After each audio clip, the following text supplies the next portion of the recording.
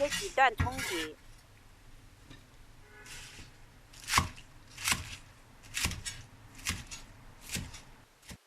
嫩生姜切成丝，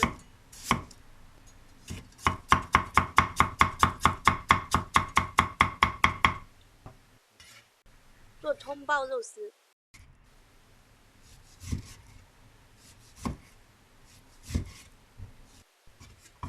瘦肉切成丝，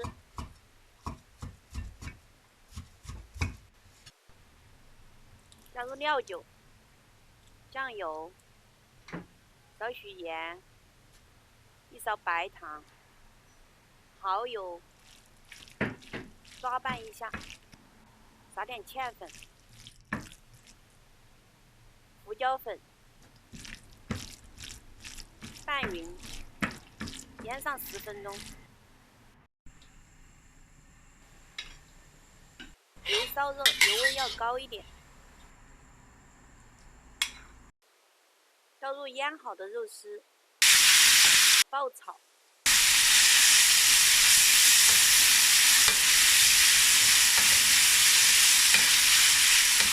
加入葱白、几片小红椒，翻炒几下，加点黄油、辣椒。